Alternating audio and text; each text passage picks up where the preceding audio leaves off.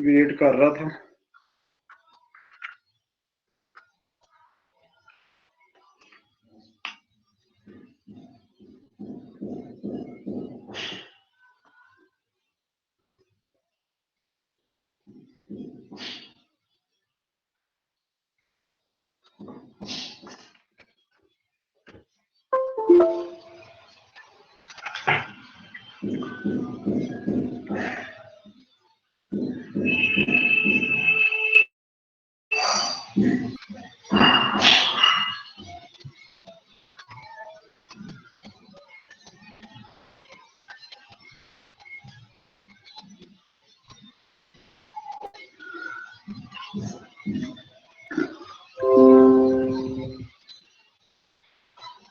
ये आपकी मॉर्निंग वाली क्लास को कराया है, ठीक है।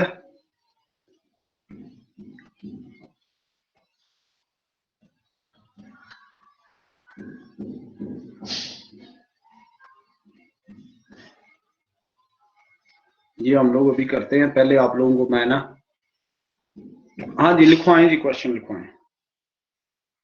लिखें सर, -5/4 रो 1 है जी, -5/4 7/4 7/4 4/16 4/16 आगे 3/4 एक मिनट ठहरिएगा 3/4 5/4 5/4 और 1/16 1/16 आगे 8/4 8/4 1/4 1/4 एंड 7/16 7/16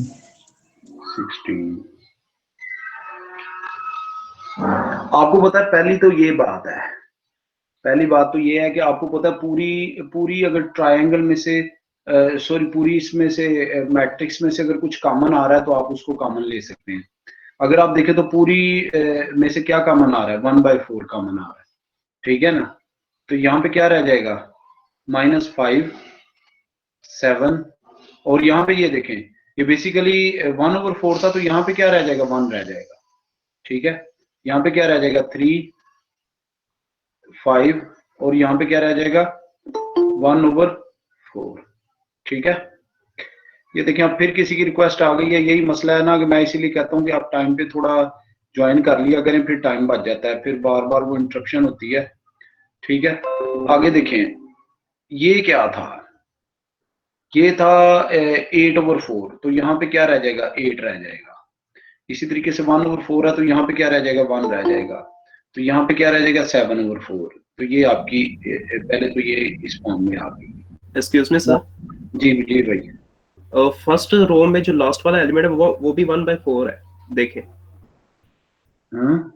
एक मिनट यार, ये पहले सेट कर लूं, जो रिक्वेस्ट आई हुई है। जी बोले आप। हाँ जी सर जी, फर्स्ट रो में लास्ट वाला एलिमेंट एक मरतबा फिर देख ले। ये देखें, ये 4 1 4 4 4 क्या हो जाएगा, 16, ठीक है। तो 1/4 जब बाहर निकलेगा तो ये, ठीक है। अच्छा अच्छा, ठीक है सर, ठीक है। नहीं पता चला? जी जी सर, ठीक है, ठीक है। अब देखें, अब आपने इसको आप पता क्या करें, आप इसको जब उससे इसकी वो मैट्रिक्स बनाए ना, इसकी इनवर्स मैट्रिक्स बनाए, तो बाद में आप उसको 4 से मल्टीप्लाई कर लें, क्योंकि 1/4 में ये है ना, तो उसको इससे मल्टीप्लाई कर लें, तो आप इसकी इस तरह से इनवर्स मैट्रिक्स फाइंड कर लेंगे कि नहीं? वैसे सर वही तो करनी है। नहीं तो नहीं होगी, ये कोई अनोखा क्वेश्चन तो नहीं है सर मैंने तो, आपको मैंने सेंड भी की थी, तो काफी लंबी थी, जरा आप जरा करके दिखा सर जी हो गई थी, ऐसे ही लगा हुआ ये। ऐसे यार आपकी एक लंबी थी, बाकी क्लास में भी तो सेंड की है ना। ऐसा तो नहीं है कि ये कोई ऐसा मुश्किल, कोई भी मैट्रिक्स हो, नॉर्मल एक मैट्रिक्स ही है ये भी।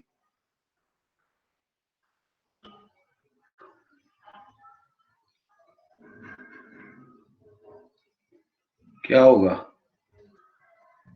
अब आपके जहन में ये है कि थोड़ा सा अगर क्लिक नहीं किया तो एक अलग चीज है, लेकिन ये उसी तरीके से है। ये देखें, यहाँ पे देखो कागज में करने पे बहुत स्पीड होती है बंदे की। यहाँ पे एक तो मैं डिजिटल पैड से कर रहा हूँ, दूसरा ये है कि आपको समझाना भी होता है, वरना बंदा अकेला कर रहा हो तो वो काफी स्पीड से कर लेता है। ठीक है, अब देखें, अब अगर आपने पहले पहले में क्या बनाना है, आपने 1 बनाना है ना, तो 1 बनाने के लिए आप क्या करोगे, इसको पहली रो को -1/5 से मल्टीप्लाई कर लें, R1।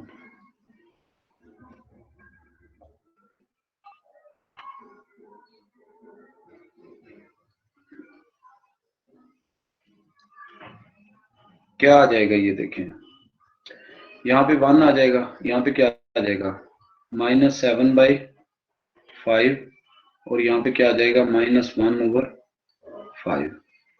आगे क्या आ जाएगा 3, 5, 1/4। यहाँ पे क्या आ जाएगा 8, 1, 7/4।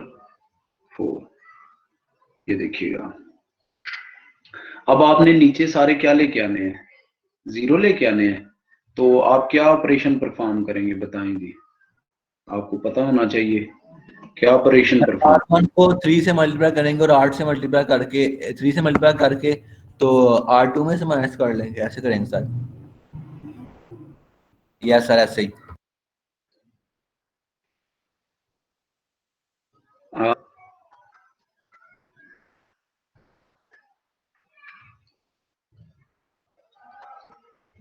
हार्मोन क्या आ जाएगा, अच्छा वो साथ लिखनी थी यार, याद ही नहीं रहा। यहाँ पे जो डिजिटल पैड है इस पे टाइम ज्यादा लगता है, बंदा खुद से अकेला कर रहा हो ना, एक तो वो किसी को समझा नहीं रहा होता तो उसकी स्पीड काफी हो जाती है।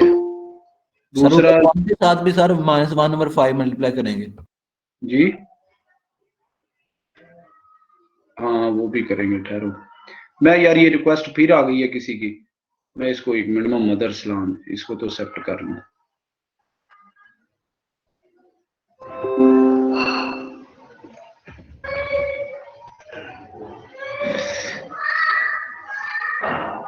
यहाँ पे क्या आ जाएगा -1/5। ठीक है, अब देखें, अब आप लोग इस ऑपरेशन को परफॉर्म कर लें। तो ये देखें इधर, ये -3 से मल्टीप्लाई होके ये जिस रो से आपने ऑपरेशन करना है वो तो एज इट इज ही रहेगी।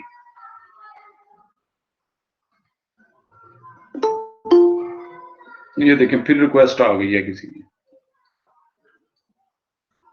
अब यहाँ पे तो मुझे कोई ऐसा लग भी नहीं रहा कि आप डायरेक्ट ये लो कर दें कि जो मर्जी ज्वाइन कर ले। आप लोग जब इतनी लेट ज्वाइन करेंगे तो फिर मसला होगा ना, फिर वो स्लो हो जाता है बहुत ज्यादा प्रोसेस। तो ये देखिएगा, इसको -3 से मल्टीप्लाई करके इसमें ऐड किया, यहाँ पे क्या आ गया 0। अब इसको जब -3 से मल्टीप्लाई करेंगे तो ये आ जाएगा 7 + 5 + 21/5। तो ये क्या आ जाएगा 25 और 21 कितना हो गया 46/5। तो यहाँ पे क्या आ जाएगा 46/5। आगे देखें, आगे जब आप इसको -3 से मल्टीप्लाई करेंगे 3/5 हो जाएगा, तो 1/4 + 3/5। बस ये आपने करना है, थोड़ी सी इसमें कैलकुलेशन थी। यहाँ पे क्या आ जाएगा 20, ऊपर क्या आ जाएगा 5 + 12, तो ये क्या आ जाएगा 17/20। ठीक है, यहाँ पे क्या आ जाएगा 17/20। आगे देखें, इसको -8 से मल्टीप्लाई करके इसमें ऐड किया तो यहाँ पे क्या आ गया 0। इसको -8 से मल्टीप्लाई किया तो क्या आ गया 56/5, तो उसको आपने 1 में ऐड करना है। तो यहाँ पे हम लोग अक्सर साथ लिख देते होते हैं साथ, तो 1 प्लस ये इसको 56/5 है, तो इसमें 5 ऐड कर लें तो ये 61/5 बन जाएगा। ठीक है, इसी तरीके से इसको जब आप करेंगे तो ये 8/5 बन जाएगा, तो 7/4 + 8/5, ये 20 आ जाएगा, ये आ जाएगा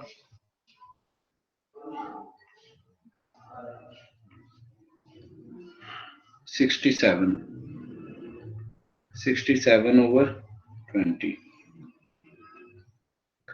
अब देखिए यहाँ पे इसको जब मल्टीप्लाई करेंगे -3 से तो ये हो जाएगा 3/5, और जब इसमें ऐड करेंगे तो यहाँ पे क्या आ जाएगा 3/5।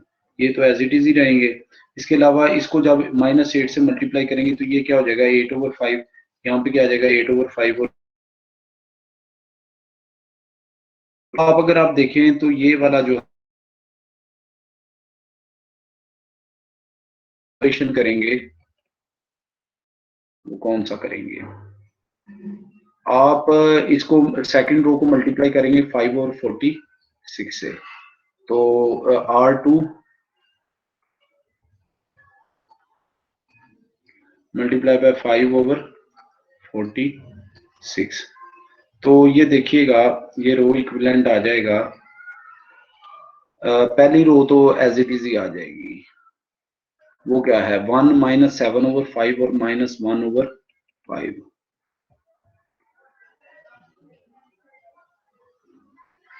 वन -7/5 और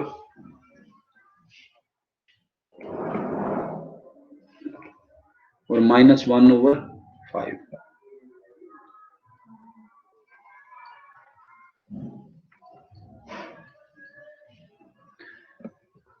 सेकंड रो जो है जब आप उसको मल्टीप्लाई करेंगे तो ये 0 1 और 5 नीचे 4 रह जाएगा, और क्या आ जाएगा 5 और 46 से मल्टीप्लाई कर रहे हैं ना नीचे 4, तो ये आ जाएगा 5 और 46, तो 5 4 are 20, ये 4 रह जाएगा नीचे। 4 को 46 से मल्टीप्लाई करें क्या आता है, 4 को 46 से मल्टीप्लाई करें, कैलकुलेटर है किसी के पास, आप लोग कैलकुलेटर भी यूज कर सकते हैं।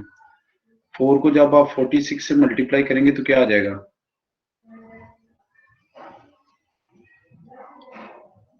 184, तो ये आ जाएगा 17/184। नीचे क्या है, नीचे वाला तो एज इट इज आ जाएगा 0, 61/5,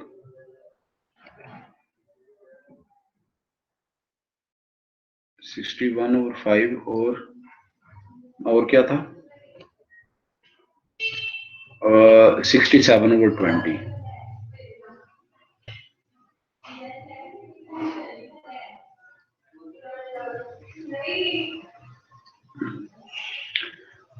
यहाँ पे देखिएगा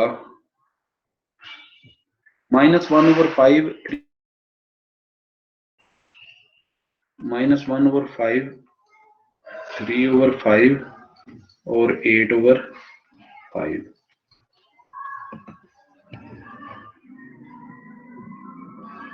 जीरो जीरो आगे वही है,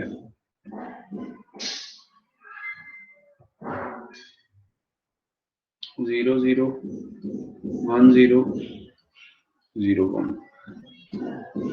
अच्छा इसको भी हमने सचिक फाइंड मल्टीप्लाई करना है, उसको हमने 5 इसको जब मल्टीप्लाई करेंगे ना 5/46 पे, तो यहाँ पे क्या आ जाएगा 5/46, और इसको जब मल्टीप्लाई करेंगे 5 से कैंसिल हो जाएगा, और 3/46 आ जाएगा यहाँ पे। सर जी सर समझ आ गई है, ऐसे ही ऑलमोस्ट मैंने किया हुआ है, तो आप नेक्स्ट करा दें, कोई मसला नहीं, अब कर लेंगे। चलिए, तो मैं मेथड ही बताया था, मैंने कहा था थोड़ी सी कैलकुलेशन इन्वॉल्व है, तो ऐसे ही करना था इसको। फिर अस्सलाम वालेकुम। हाँ जी अल्लाह का शुक्र। आप बेटा कितने बजे टेस्ट है, आप चले जाओ वहां पे क्या,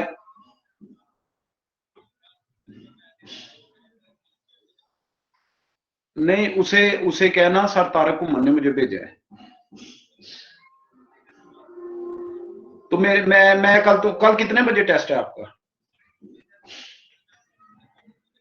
कल मैं ना वहां पे आऊंगा, चले मैं तारक घुमन साहब को कॉल कर दूंगा, या मैं खुद आऊंगा आपको फिर 3:45 4 बजे उधर, ठीक है।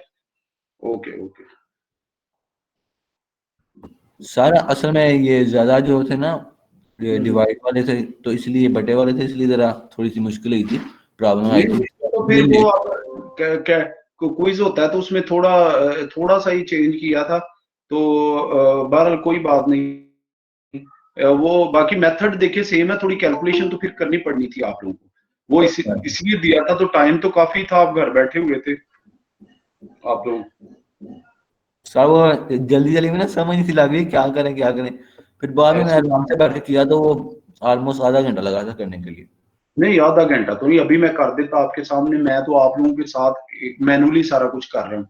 सर तो आप तो टीचर हुए ना, आपको तो प्रैक्टिस हुई है, हम तो यहाँ नहीं आप बेटा, ये देखो इसमें कोई ऐसी टेक्निक तो नहीं कि जो भाई कोई रूल से इंटीग्रेशन के डिफरेंशिएशन के जो आपको नहीं आते थे, मुझे इसमें तो जमा नफी करना था, वो तो सब सेम होते हैं। मतलब वो आप इस लेवल पे आगे तो प्लस माइनस आपको, ये आप नर्सरी के या 7th 8th के बच्चे तो नहीं जो आपको प्लस माइनस करने में प्रॉब्लम आनी थी, तो जितनी आप ये बात नहीं, मतलब कौन सी टेक्निक कहाँ लगानी थी, ये थोड़ा सोचने में देर लग रही थी, और कोई ये मसला तो आपको एल्गोरिदम तो कराया हुआ है, कई क्वेश्चन इसके कराए हुए हैं, चलें बहरहाल कोई इशू नहीं। अच्छा, ये आपके जो आपने कोई क्वेश्चन करवाना है अगर 4.1 का इसके अलावा तो करवा लें, ये आपके जो सीनियर है उन्होंने 1-2 क्वेश्चन करवाए थे, वो आपको बता देता हूँ, तो आगे आपने भी अगर अपनी तरफ से भी कोई और करवाना हुआ तो करा दें। एक्सरसाइज 4.1 है, उन्होंने मुझे कहा था सर एक क्वेश्चन नंबर 5 कर दें और एक और आगे हुआ है उसको कर दें। ये देखें क्वेश्चन नंबर 5 निकालें, जरा बुक कर पढ़ें इसको। ये वो कहता है कि ये ऑर्डर्ड पेयर का सेट है एक्स वाई जो है, ठीक है, और इसमें जो पहला एलिमेंट है ना एक्स, वो ये देखें यहाँ पे लिखा हुआ है जो फर्स्ट एलिमेंट है एक्स, वो ग्रेटर देन और इक्वल टू 0 होना चाहिए। ग्रेटर देन और इक्वल टू 0 का मतलब है कि या तो वो पॉजिटिव होना चाहिए या 0 होना चाहिए, नेगेटिव नहीं हो सकता। सेकंड है दोनों रियल नंबर ही, लेकिन सेकंड जो है वो कुछ भी हो सकता है, पॉजिटिव भी हो सकता है, नेगेटिव भी हो सकता है, 0 भी हो सकता है। लेकिन जो फर्स्ट है वो सिर्फ नॉन नेगेटिव हो, यानी या 0 हो या पॉजिटिव हो, इसके अलावा ना हो, ठीक है। तो हमने इसको प्रूव करना है कि ये वेक्टर स्पेस है या नहीं है, ठीक है। तो आपको बताया था कि वेक्टर स्पेस प्रूव करने के लिए हमने वो 10 प्रॉपर्टीज, देखिए अभी तक आपके बच्चे ज्वाइन कर रहे हैं, तो ये इट्स नॉट फेयर, अब बार बार वो फिर तलहा में है, बार बार फिर आपको बताया इंट्रोडक्शन होती है, तो फिर ये पेज छोड़ के उधर जाना पड़ता है एक्सेप्ट करने के लिए रिक्वेस्ट को।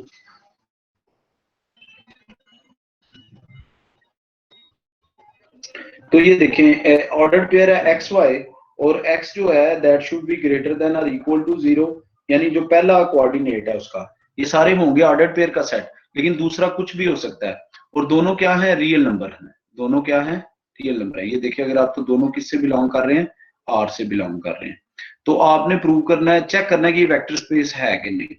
अब हम वेक्टर स्पेस की प्रॉपर्टीज चेक करना शुरू कर देते हैं। अगर तो ये वेक्टर स्पेस की प्रॉपर्टीज जो है वो सेटिस्फाई करेगा, तो ये फिर इसका मतलब है कि ये वाला जो है वो वेक्टर स्पेस हो जाएगा। अगर कोई एक प्रॉपर्टी जो 10 प्रॉपर्टीज आपको बताई थी वो लैग कर गया, तो फिर ये वेक्टर स्पेस नहीं होगा। तो पहली प्रॉपर्टी देखें, हमने इसके दो एलिमेंट लेने हैं, एक हमने ले लिया x1 y1 और दूसरा क्या ले लिया x2 y2, वो दोनों किससे बिलोंग करें बी, हमने इस सेट का नाम रख दिया बी, ठीक है। अगर आप देखें तो क्वेश्चन पढ़ें आप, तो पहले आप क्वेश्चन पढ़ेंगे तो फिर ही आपको समझ आएगी। तो अगर ये दोनों बी से बिलोंग कर रहे हैं, तो इसका मतलब है कि इनके कोऑर्डिनेट का जो पहला एलिमेंट है वो ग्रेटर देन और इक्वल टू 0 होना चाहिए, और दूसरे पे एलिमेंट का भी कोऑर्डिनेट का जो पहला एलिमेंट है वो क्या होना चाहिए, ग्रेटर देन और इक्वल टू 0 होना चाहिए, ठीक है।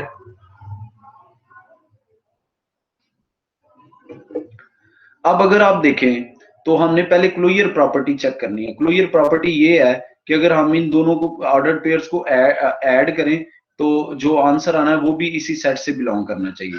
तो उसमें उसने क्वेश्चन में ये दिया हुआ है कि यहाँ पे आपने ऑर्डिनरी एडिशन और ऑर्डिनरी मल्टीप्लिकेशन यूज करनी है। ऑर्डिनरी एडिशन का मतलब ये है कि पहले एलिमेंट में पहला ऐड होगा, दूसरे में दूसरा, और ऑर्डिनरी स्केलर मल्टीप्लिकेशन का मतलब ये है कि आप जब किसी स्केलर से किसी भी ऑर्डर्ड पेयर को मल्टीप्लाई करेंगे तो पहला एलिमेंट भी मल्टीप्लाई हो जाएगा और सेकंड एलिमेंट भी मल्टीप्लाई हो जाएगा। तो अब देखिए जब हम इसकी ऑर्डिनरी एडिशन करेंगे तो पहला पहले में ऐड हो जाएगा, दूसरा दूसरे में। अब आपको पता है ऊपर अगर आप देखें तो x1 जो है वो ग्रेटर देन और इक्वल टू 0 है, x2 भी ग्रेटर देन और इक्वल टू 0 है। अगर x1 और x2 ग्रेटर देन 0 है तो फिर इनका सम भी लाजमी तौर पर ग्रेटर देन 0 इक्वल टू या ग्रेटर देन 0 होएगा, वो तो किसी भी सूरत में माइनस नहीं होने लगा, ठीक है ना। तो इसका मतलब है कि ये फिर ये जो ऑर्डर्ड पेयर है x1, क्योंकि जो रियल नंबर है उनको जब ऐड करते हैं तो वो रियल नंबर ही आता है आंसर। तो ये दोनों, एक तो रियल नंबर है, दूसरा ये है कि जो पहले वाला एलिमेंट है वो ग्रेटर देन और इक्वल टू 0 है, इसका मतलब है ये बी से ही बिलोंग करेगा, यानी इस पे क्लोजर प्रॉपर्टी जो है वो होल्ड कर जाएगी। समझ आई बात कि नहीं?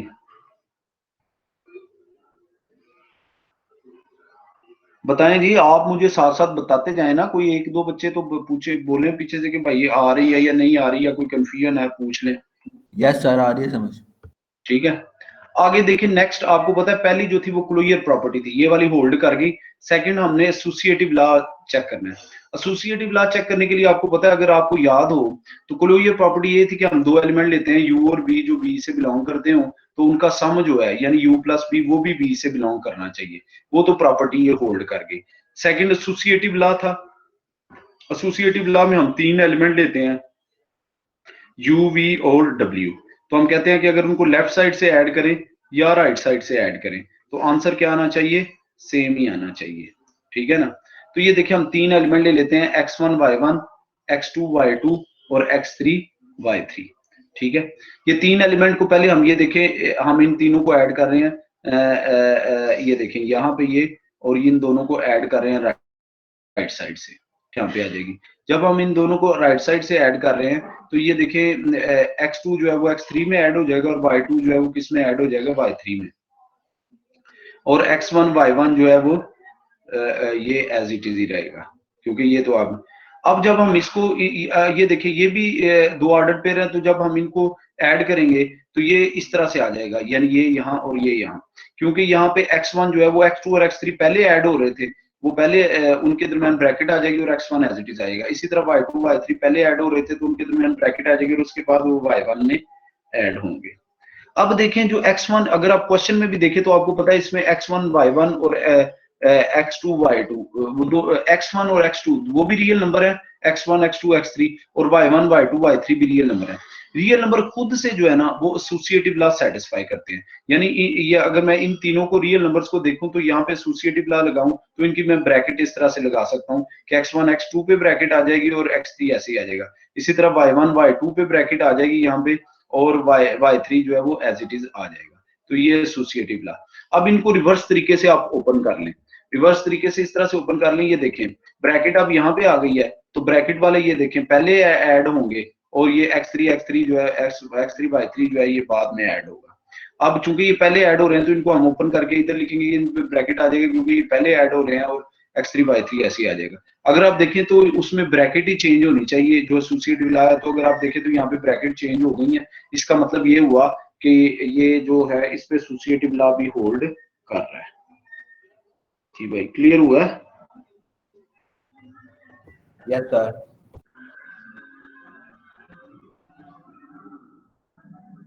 नेक्स्ट हमने चेक करना है कि आइडेंटिटी एलिमेंट इससे बिलोंग कर रहा है कि नहीं।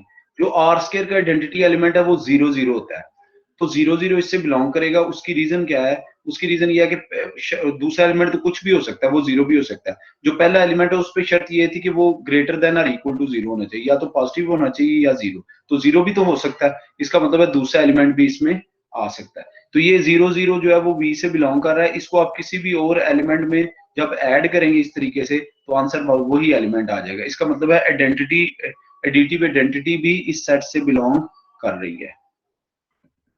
नेक्स्ट हमने देखना है कि हर एलिमेंट का एडिटिव इनवर्स बिलोंग कर रहा है कि नहीं। अब देखें एक्स वाई, हम कोई भी एक एलिमेंट ले लेते हैं एक्स वाई जो V से बिलोंग कर रहा है। अगर एक्स वाई V से बिलोंग कर रहा है तो उसकी शर्त ये होती है जो भी V से बिलोंग करता है उसमें एक्स पहला जो एलिमेंट है वो ग्रेटर देन और इक्वल टू 0 आना चाहिए। तो फिर अगर इसका इनवर्स एग्जिस्ट करेगा एडिटिव तो वो क्या हो जाएगा, -x और -y। चूंकि x जो है वो ग्रेटर देन और इक्वल टू 0 है, या तो वो 0 हो सकता है या 0 से बड़ा है। इसका मतलब है -x जो है वो तो इस सेट से बिलोंग ही नहीं करेगा, वो इस सेट से बिलोंग नहीं करेगा। उसकी रीजन ये है कि नेगेटिव वाला पहला एलिमेंट नेगेटिव नहीं हो सकता। तो इससे ये साबित हुआ कि हर एलिमेंट का इसमें इनवर्स मौजूद नहीं है। यही नीचे लिखा है, so additive inverse of each element does not exist, therefore V is not a vector space. पता चला ये प्रॉपर्टी क्यों फिट हुई?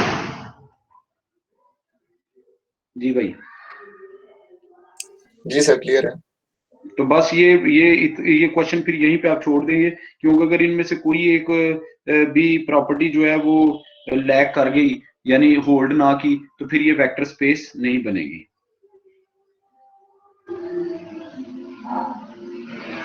नेक्स्ट उन्होंने क्वेश्चन कहा था सर क्वेश्चन नंबर 12 कर दें। क्वेश्चन नंबर 12 में भी हमने यही साबित करना है कि ये पोलिनोमियल का एक उन्होंने सेट दिया है, उसमें क्या है? जी जी सर हमने जो नेक्स्ट प्रॉपर्टीज हैं जो 6, 7, 8, 9, 10 वो नहीं हमने देखनी कि वो भी नहीं, ये अब अगर एक प्रॉपर्टी होल्ड ना करे तो आपने तो यही चेक करना था ना कि वेक्टर स्पेस है कि नहीं। तो जब एक जी जी प्रॉपर्टी भी होल्ड ना करे तो इसका मतलब ये होगा कि वो वेक्टर स्पेस नहीं है, तो आगे जाने की जरूरत ही नहीं। सर ओके ओके हो गया, थैंक यू। आगे देखिए ये हमारे पास है a0 प्लस a1x। अब ये पोलिनोमियल है, जो भी पोलिनोमियल होती है उसमें ये जो a0 और a1 है ये दोनों रियल नंबर होंगे और x ऐसे ही रहेगा हर एक। ये पोलिनोमियल ऑफ डिग्री 1 है, तो पोलिनोमियल का सेट है, तो वो कहता है चेक करो कि ये वेक्टर स्पेस है कि नहीं। ठीक है, और इस पे उसने क्वेश्चन अगर आप पढ़ो क्वेश्चन नंबर 12, तो उसने डिवाइड इसकी एडिशन जो है वो डिफाइन की हुई है कि अगर दो पोलिनोमियल लें तो हम उनको कैसे ऐड करेंगे, यानी a0 a1x ले लें और दूसरी b0 b1x ले लें। तो जब हम उनको ऐड करेंगे तो कांस्टेंट जो है वो कांस्टेंट टर्म जो है कांस्टेंट टर्म में ऐड हो जाएगी, यानी a0 जो है वो b0 में ऐड हो जाएगा, प्लस a1 b1 जो है वो एज इट इज आ जाएगा, a1x जो है वो b1x में ऐड हो जाएगा, यानी x उसमें से कॉमन आ जाएगा। तो ये देखें ये वापस उसी टाइप की पोलिनोमियल बन गई है। अगर आप पहली प्रॉपर्टी चेक करें तो ये वापस a0 में जब b0 ऐड करेंगे तो कोई रियल नंबर आ जाएगा, और यहाँ भी a1 में जब b1 ऐड करेंगे तो कोई रियल नंबर आ जाएगा, और साथ सेकंड से x मल्टीप्लाई हो रहा है। इसका मतलब है ये इसी टाइप की बन गई है, यानी पहला रियल नंबर प्लस दूसरा रियल नंबर इनटू x, तो ये पहला रियल नंबर प्लस दूसरा रियल नंबर इनटू x, तो इसका मतलब है ये v से बिलोंग कर रही है। ये उसने ये जो इधर दिया गया है ना, तो ये उसने क्वेश्चन में बताया है कि इसको हम एडिशन और स्केलर मल्टीप्लिकेशन कैसे डिफाइन करते हैं, तो ये उसने ये बताया हुआ। ठीक है, समझ आई है? यस सर आगे देखिए नेक्स्ट उसी तरीके से हमने एसोसिएटिव लॉ जो है वो चेक करना है। तो एसोसिएटिव लॉ चेक करने के लिए हम तीन एलिमेंट लेंगे। एक एलिमेंट a0 a1x ले लिया, दूसरा एलिमेंट b0 b1x ले लिया, और तीसरा एलिमेंट c0 c1x ले लिया।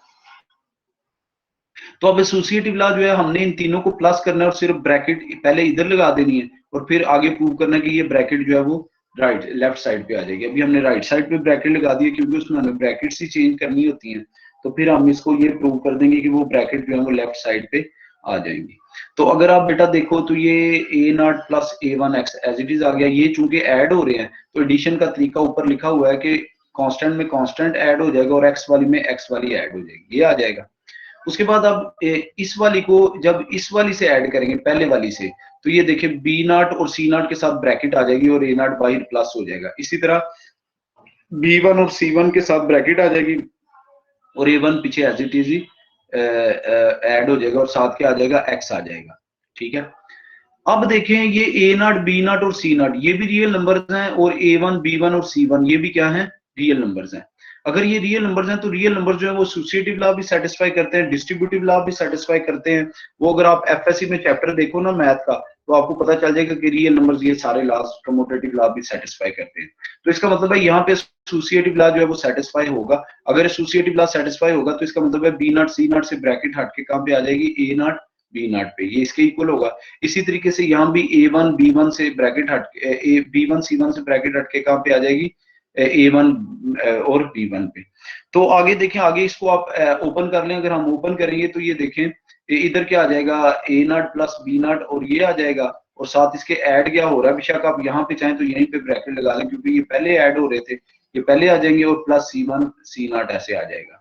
आगे फिर इनको ओपन कर लें तो ये a0 a1x हो जाएगा, प्लस b0 b1x हो जाएगा, और प्लस c0 c1x जो है वो एज इट इज आ जाएगा। अब ब्रैकेट्स जो है वो यहाँ से हट के यहाँ पे आ गई हैं, तो ये एसोसिएटिव लॉ जो है वो इसमें सेटिस्फाई हो गया। अगर किसी को कोई इशू है तो पूछ लो, क्लियर है तो आगे चलते हैं। क्लियर है सर। जी बेटा, आगे देखिए आगे आप देखें तो 0 और 0x, क्योंकि 0 भी रियल नंबर है तो a0 को भी 0 ले लो और a1 को भी 0 ले लो, तो 0 और 0x जो है वो बनता 0 ही है, वो भी v से बिलोंग करेगा। अब इसको आप किसी भी एलिमेंट में जब ऐड करेंगे, ये देखें a0 a1x में जब 0 और 0x ऐड करेंगे तो a0 में 0 ऐड हो जाएगा तो a0 ही रहेगा, और a1 में भी 0 ऐड होएगा वो भी a1 ही रहेगा, और साथ क्या आ जाएगा, x आ जाएगा। तो ये वही एलिमेंट आ गया, तो इसका मतलब है ये आइडेंटिटी एलिमेंट है और ये b से बिलोंग कर रही है। आगे देखिए इनवर्स ऑफ ईच एलिमेंट होना चाहिए, क्योंकि ये अगर a0 रियल नंबर है तो माइनस a0 भी रियल नंबर है, इसी तरह अगर a1 रियल नंबर है तो माइनस a1 भी रियल नंबर है। तो अगर a0 और a1x b से बिलोंग कर रहा है तो फिर a माइनस a0 और माइनस a1x ये भी इससे b से क्या करेगा, बिलोंग करेगा। अब देखिए, अब इसको हम चेक करते हैं कि ये इसको जब a0 प्लस a1x में a0 माइनस a1x ऐड करेंगे तो a0 a1 माइनस a0 में ऐड होगा तो क्या आ जाएगा 0, और इसी तरह a1 जो है वो माइनस a1 में ऐड होगा तो यहाँ भी क्या आ जाएगा 0, और साथ x एज इट इज आ जाएगा। तो ये 0 इंटू 0x आइडेंटिटी एलिमेंट हो गया। तो इनवर्स का यही होता है कि जब ये वही प्रॉपर्टी है, ऊपर वाली ये प्रॉपर्टी थी आप एक u लें और 0 उसमें ऐड करें वो, तो आंसर क्या है u है, ये आइडेंटिटी एलिमेंट की थी। ये इस तरह से थी कि आप अगर एक u ले और दूसरा माइनस u उसमें ऐड करें तो आंसर किसके इक्वल आना चाहिए, आइडेंटिटी एलिमेंट के। तो ये वो प्रॉपर्टी सेटिस्फाई हुई है 4 तक। पांचवी प्रॉपर्टी जो है वो क्या था, कमोटेटिव लॉ। कमोटेटिव लॉ का मतलब है कि अगर हम इसको ये इस तरह से u प्लस v करें तो हमारे पास आंसर क्या आना चाहिए, v प्लस u के। तो ये देखिएगा, पहले हमने u प्लस v ले जो है वो किस में ऐड हो जाएगा, b0 में, इसी तरह a1x जो है वो किस में ऐड हो जाएगा, b1x में, और x कॉमन आ जाएगी, ये बन जाएगी। अब a0 और b0 खुद से क्या है, ये खुद से रियल नंबर है। तो जो रियल नंबर होते हैं, इसी तरह a1 और b1 ये भी क्या है, खुद से रियल नंबर है। जो रियल नंबर होते हैं वो कमोटेटिव लॉ सेटिस्फाई करते हैं। तो इसका मतलब है a0 b0 को आप क्या लिख सकते हैं, b0 a0 plus a1 b1 को क्या लिख सकते हैं, b1 a1। ठीक है, अब इनको अगर आप सीधा करके लिख लें तो ये आ जाएगा b0 b1x plus a0 a1x। तो ये देखें u प्लस v जो है वो किसके इक्वल आ गया, b प्लस u के। जी भाई, यहां तक क्लियर हो गया? Yes sir. नेक्स्ट अगर आप छठी प्रॉपर्टी देखें, अगर आपको याद है उनकी 10 की 10 प्रॉपर्टीज, तो 6 प्रॉपर्टी थी स्केलर मल्टीप्लिकेशन। ये तो उसने क्वेश्चन में खुद से डिफाइन की हुई है स्केलर मल्टीप्लिकेशन। वो इस तरीके से डिफाइन करता है कि वो कहता है k को जब हम किसी भी a0 या a1 x से मल्टीप्लाई करेंगे तो ये स्टैंडर्ड मल्टीप्लिकेशन है, यानी पहले एलिमेंट पहले भी k से मल्टीप्लाई हो जाएगा, दूसरा भी k से मल्टीप्लाई हो जाएगा। और चूंकि जो स्केलर हम लेते हैं वो एक वो होता है, वो भी रियल नंबर होता है, तो दो रियल नंबर को मल्टीप्लाई करें तो आंसर क्या आएगा, रियल नंबर। इधर भी दो रियल नंबर को मल्टीप्लाई करें तो आंसर क्या आएगा, रियल नंबर। तो ये एक real number plus real number into x, ये भी किससे बिलोंग करेगा, v से बिलोंग करेगा। ठीक है, तो इसका मतलब स्केलर मल्टीप्लिकेशन भी इसमें डिफाइन है। आगे अगर आप 7th प्रॉपर्टी उसकी देखें तो अगर आपको याद हो तो वो इस तरह से थी कि कोई भी स्केलर k ले लें तो उसको इसके दो एलिमेंट u प्लस v लें तो वो इक्वल किसके आना चाहिए, ku प्लस kv के। तो ये प्रॉपर्टी देखें, k into u1 plus u2 ले लिया, ये देखिए ये u1 है और ये क्या है, u2 है। जब इनको पहले इनको प्लस करेंगे, जब इनको प्लस करेंगे a0 b0 में प्लस हो जाएगा और a1 b1 में प्लस हो जाएगा। अब जब k से मल्टीप्लाई करेंगे तो पहले से भी k मल्टीप्लाई हो जाएगा और दूसरे से भी k मल्टीप्लाई हो जाएगा। जब पहले से मल्टीप्लाई होगा तो इनको लैदा कर लें, k a0 plus k b0, और इधर क्या आ जाएगा, k a1 plus k b1, और साथ क्या आ जाएगा x। x के साथ मल्टीप्लाई कर रहा है तो इसको रीअरेंज करके लिखेंगे तो ये आ जाएगा k a0 plus k a1x, k b0 plus k b1x। पहले में से k कॉमन ले लें तो अंदर क्या आ जाएगा, a0 a1x, दूसरे में से k कॉमन ले लें तो ये क्या आ जाएगा, b0 b1x। तो ये देखिए ये ऊपर वाली प्रॉपर्टी बन गई है कि k into you plus b किसके इक्वल आ जाएगा, k u plus k b के। नेक्स्ट जो अगली प्रॉपर्टी है उसकी, वो अगर आप देखें तो वो ये थी कि जब आप दो स्केलर लें इस तरह से k प्लस m और उसको किसी एलिमेंट से मल्टीप्लाई करें u से, तो वो किसके इक्वल आ जाए, आना चाहिए k u plus m u के। तो ये देखिए k प्लस m को आप u की जगह क्या ले रहे हैं, a0 प्लस a1x। तो जब आप इसको k प्लस m को मल्टीप्लाई करेंगे तो ये देखिए k प्लस m जो है वो a0 से भी मल्टीप्लाई हो जाएगा पहले से भी, और दूसरे वाले से भी k प्लस m जो है वो मल्टीप्लाई हो जाएगा। पहले से अगर मल्टीप्लाई होगा तो ये देखिए चूंकि ये रियल नंबर है तो इस पे डिस्ट्रीब्यूटिव लॉ जो है वो सेटिस्फाई होगा, K A naught plus M A naught हो जाएगा, और सेकंड जो है वो क्या हो जाएगा K A one X plus M K one M A one X है। तो आप देखें के ए नॉट प्लस के ए वन एक्स जो है उसको इकट्ठा कर लिया, के ए नॉट प्लस के ए वन एक्स, और दूसरे में एम वाली इकट्ठी कर ली, यानी M A naught plus M A one X. पहले में से के कॉमन आ गया और दूसरे में से एम कॉमन आ गया, तो यहाँ पे देखिए वही प्रॉपर्टी बन गई, के प्लस एम इंटू यू किसके इक्वल आ जाएगा, के यू प्लस एम यू के। नेक्स्ट प्रॉपर्टी इसकी ये है, वो इस तरह से है कि अगर आप इस तरह से करें ना के इंटू एम यू, तो वो किसके इक्वल आना चाहिए, के एम इंटू यू के। तो देखें आप पहले क्या ले लेते हैं, के इंटू एम इंटू यू, यानी लेफ्ट साइड ले लेते हैं। पहले एम मल्टीप्लाई होगा, एम पहले से मल्टीप्लाई हो जाएगा और दूसरे से भी, फिर के मल्टीप्लाई होगा तो के पहले से मल्टीप्लाई हो जाएगा और दूसरे से भी। के एम आप दोनों इकट्ठे हैं तो इनको, चूंकि ये रियल नंबर्स हैं तो इनको आप कॉमन निकाल लें, तो अंदर क्या आ जाएगा A naught plus A one X. तो इसका मतलब है कि आप K into M into U जिसके इक्वल है के एम इंटू यू, यहाँ पे के एम जो है वो इकट्ठा हो गया। आगे है वन डॉट ए वन, यानी ये प्रॉपर्टी इस तरह से है कि जब आप वन से किसी एलिमेंट को मल्टीप्लाई करते हैं तो वापस वही एलिमेंट आना चाहिए। तो यहाँ पे आप वन इंटू यू करते हैं, यू यहाँ पे क्या है A naught plus A one X, तो वो किसके इक्वल आ जाएगा, वन ए नॉट से मल्टीप्लाई होगा और वन ए वन से वन एक्स से मल्टीप्लाई होगा, वन से मल्टीप्लाई होगा ए नॉट ऐसे ही रहेगा और इस तरह दूसरा भी ए वन एक्स ऐसे ही रहेगा। तो ये 10th प्रॉपर्टी भी सेटिस्फाई होगी। अब 10 की 10 प्रॉपर्टी सेटिस्फाई हो गई हैं, तो आप फिर ये कह सकते हो कि ये जो सेट ऑफ पॉलिनोमियल्स है ये क्या बना रहा है, वेक्टर स्पेस बना रहा है। हाँ जी, कोई इशू हो किसी को पूछ ले।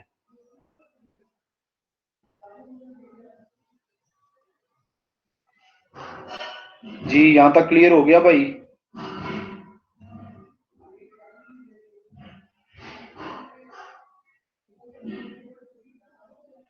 हाँ जी क्लियर हो गया भाई? यस सर, क्लियर हो गया। अच्छा इसमें एक और Yes, चीज sir. भी, जी अगर आपने 4.1 का कोई और क्वेश्चन करवाना है तो करवा लें। उन्होंने तो कहा था सर बाकी हो जाएंगे, क्योंकि उस दिन भी मैंने इसके 4.1 के क्वेश्चन करवाए थे कुछ, और थोड़े से ही क्वेश्चन है और कुछ आज करवा दिए। आगे हम नेक्स्ट टॉपिक जो है वो स्टार्ट करेंगे सब स्पेस का।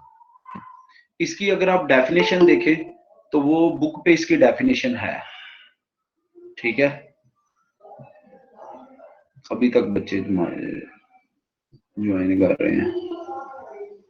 सर 4.1 के कितने क्वेश्चन करने? उस दिन आपको बेटा बताया था कि एक्सरसाइज 4.1 निकालने, अब आपने इसकी डेफिनेशन भी करनी है आगे, तो क्वेश्चन निकालने आपको बताया था। क्वेश्चन नंबर 1 से लेकर आप लोगों ने करने हैं क्वेश्चन नंबर ये तो 12 करवाया ना मैंने, अभी आपको मैंने 12 क्वेश्चन करवाया। आपको कहा था कि क्वेश्चन नंबर 14 तक कर लें या 15 तक शायद कहा था। ओके सर, 14 तक कर लें सर सिर्फ 14 तक ही करने हैं। हाँ जी, इसमें बाज पे प्रॉपर्टीज सारी होल्ड कर जाती हैं तो वो थोड़ा सा लिटिल बिट लेंथी हो जाता है। जिसपे प्रॉपर्टीज होल्ड नहीं करती, वो जहां पे प्रॉपर्टी फ्लॉप होती है, आपने तो यही चेक करना होता है कि ये वेक्टर स्पेस है कि नहीं है। तो वहीं पे आप लोग जो है उसको मतलब कि वो कर देते हैं, स्टॉप कर देते हैं कि ये वाली प्रॉपर्टी होल्ड नहीं कर रही इसलिए ये वेक्टर स्पेस नहीं है। अब अगले पेज पे आ जाए जहां पे एक्सरसाइज खत्म होती है, नीचे सब स्पेसिस का लिखा हुआ है, 4.2 लिखा हुआ है और साथ क्या लिखा हुआ है, सब स्पेसिस लिखा हुआ है। तो उस पे आ जाएं तो फिर मैं उसकी डेफिनेशन आपने बुक से करनी है, ये देखें बुक पे लिखी हुई है। तो वो मैं आपको यहाँ से करवा देता हूँ डेफिनेशन और फिर तरीका बताता हूँ, उससे हम ये क्वेश्चन आगे करेंगे। सर वेक्टर स्पेस वाले जो क्वेश्चन है वो ऐसा लॉन्ग क्वेश्चन ही आते हैं ज्यादातर।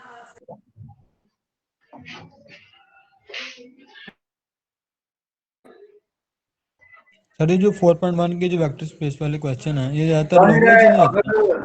अगर तो वो पहली दूसरी प्रॉपर्टी पे फ्लॉप हो जाए फिर तो वो शॉर्ट क्वेश्चन बन जाता है। लेकिन अगर ये भी हो सकता है कि वो कहे कि चेक करो सारी की सारी प्रॉपर्टीज और ये चेक करो कि कौन सी होल्ड कर रही है कौन सी होल्ड नहीं कर रही, फिर तो you are bound to check the all 10 properties. लेकिन अगर उसमें ये सिर्फ कहा हुआ है कि चेक करो कि ये वेक्टर स्पेस है कि नहीं, तो फिर जहां पे भी कोई प्रॉपर्टी लैग करे वहीं पे आप उसको कह सकते हैं कि ये चूंकि ये प्रॉपर्टी होल्ड नहीं कर रही इसलिए ये वेक्टर स्पेस नहीं है। ठीक है। अच्छा ये बेटा ये जो सब स्पेसिस के नीचे डेफिनेशन नंबर 1 लिखी हुई है, ये पढ़ें जरा, ये पढ़ें, फिर मैं आपसे पूछता हूँ।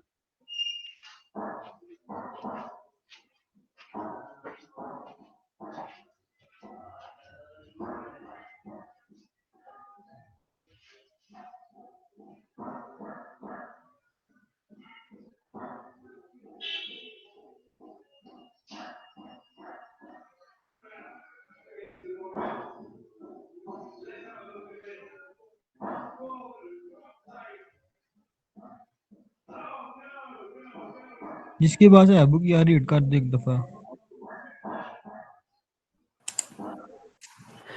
A subset W of a vector space V is called a subspace of V if W is itself a vector space under the condition and scalar multiplication defined on V.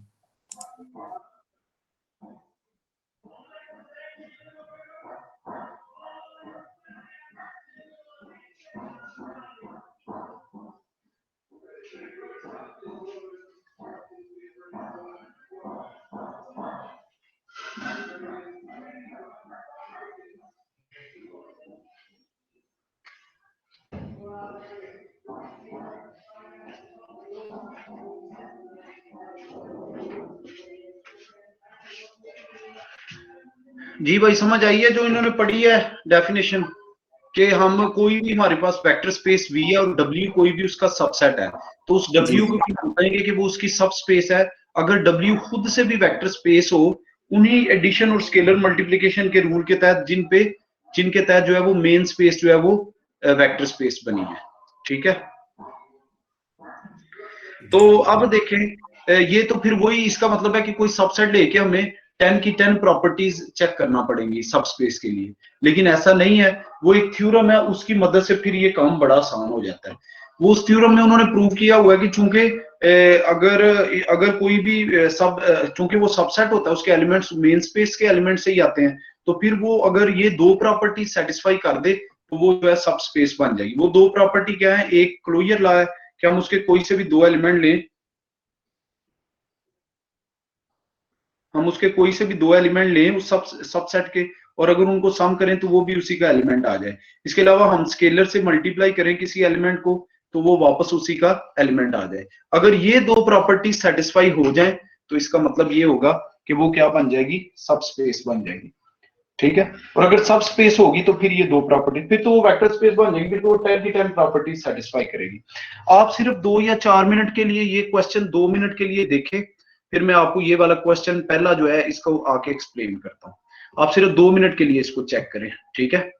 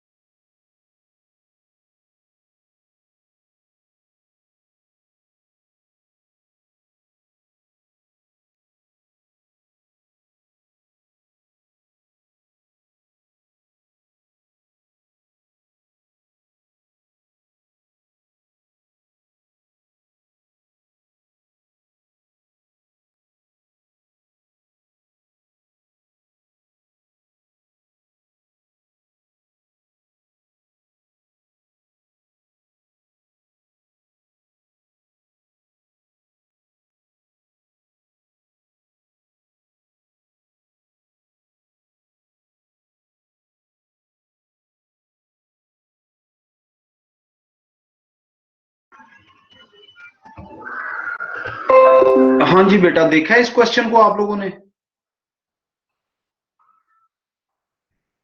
जी भाई, ये क्वेश्चन नंबर 1 चेक किया आप लोगों ने?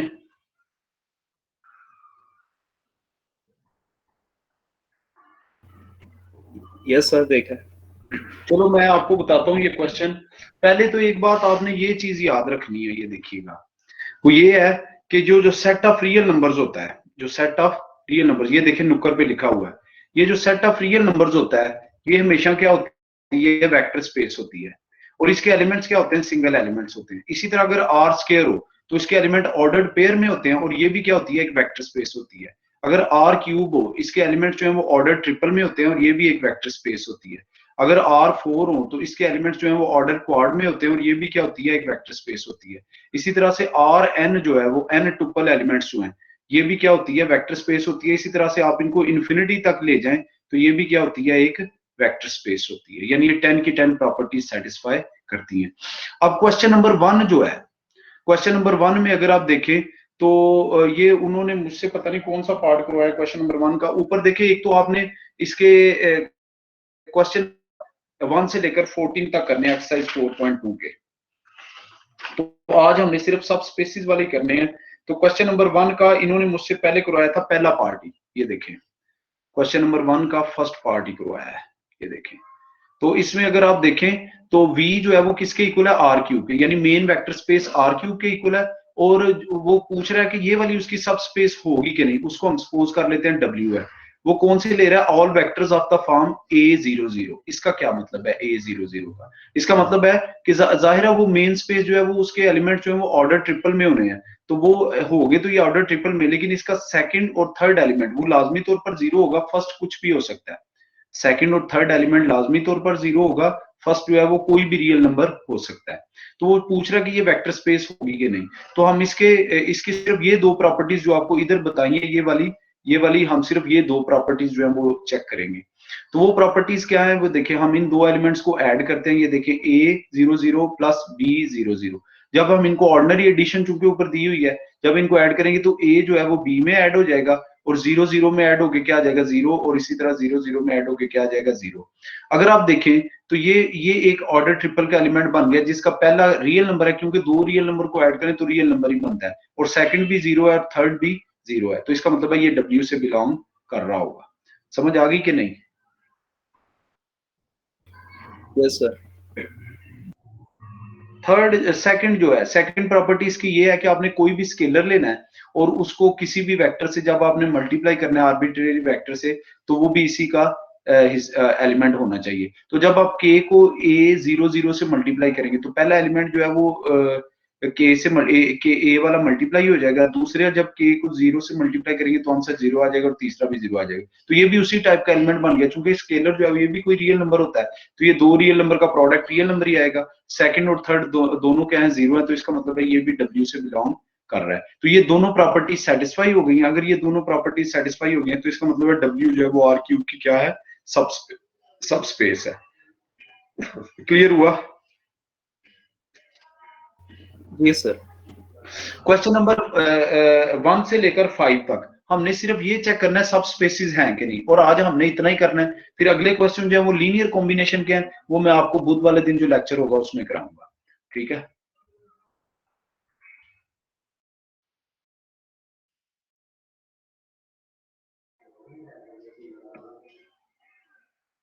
अच्छा, आगे इसी question का डी पार्ट देखें। इसी क्वेश्चन का डी पार्ट भी बच्चों ने करवाया था, ये डी पार्ट देखें।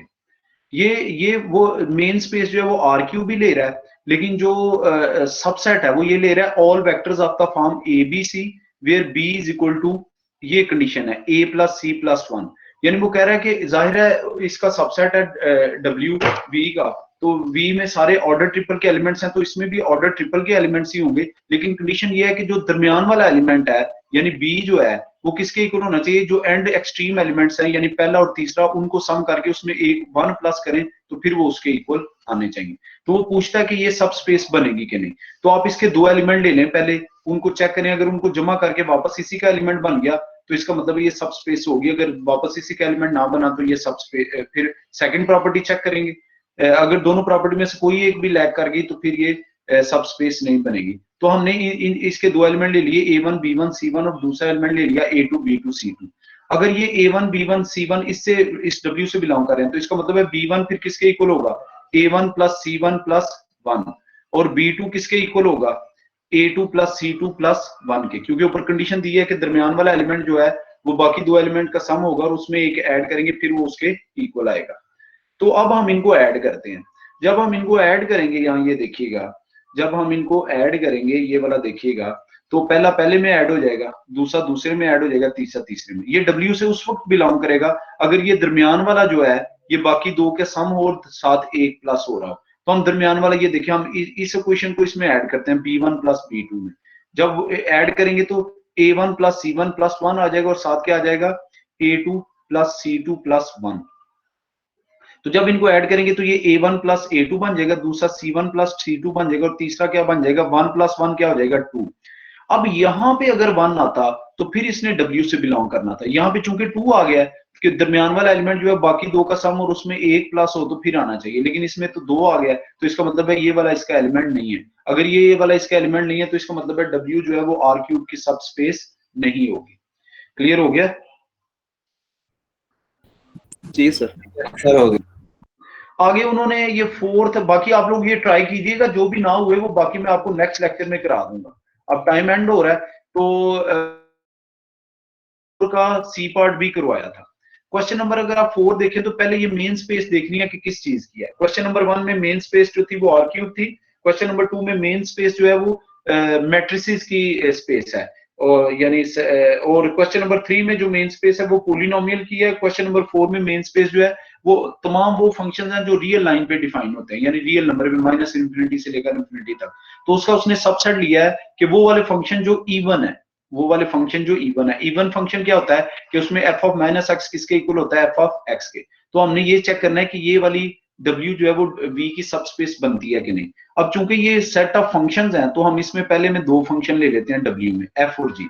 अगर f और g W से बिलोंग कर रहे हैं तो W से जो भी फंक्शन बिलोंग कर रहा है वो इवन है। तो f ऑफ -x किसके इक्वल आ जाएगा, f ऑफ x के, और g ऑफ -x किसके इक्वल आ जाएगा, g ऑफ x के। तो हमने चेक करना है f प्लस g जो है वो W से बिलोंग कर रहा है कि नहीं। तो हम f प्लस g के ऊपर -x अप्लाई करते हैं। अगर वापस f plus g into x आ गया तो इसका मतलब है ये उससे बिलोंग कर रहा होगा। तो ये देखिए, जब आप f प्लस g -x पे अप्लाई करेंगे तो ये f ऑफ -x और g ऑफ -x हो जाएगा। अब f ऑफ -x जो f ऑफ x के इक्वल है, गिवन है, g of -x g of x के इक्वल है, ये भी गिवन है। तो इसको फिर हम ऐसे लिख सकते हैं f plus g into x। ये देखिए आपने f प्लस g पे -x अप्लाई किया, आंसर क्या आया, प्लस x पे आ गया। तो इसका मतलब है f प्लस g जो है वो W से बिलोंग करेगा, क्योंकि ये खुद भी एक इवन फंक्शन बन जाएगा। आगे स्केलर अप्लाई किया, ये तो बड़ा ही आसान है कि आपने कोई भी स्केलर k ले लें और f चूंकि W से बिलोंग कर रहा है तो f ऑफ -x किसके इक्वल आ जाएगा, f ऑफ x के। आपने k इंटू f -x पे चेक करना है। तो चूंकि k इंटू f -x वो k into f of x के इक्वल होगा, क्योंकि k ने तो साथ जस्ट मल्टीप्लाई होना है, तो इसका मतलब है ये भी W से बिलोंग करेगा। तो ये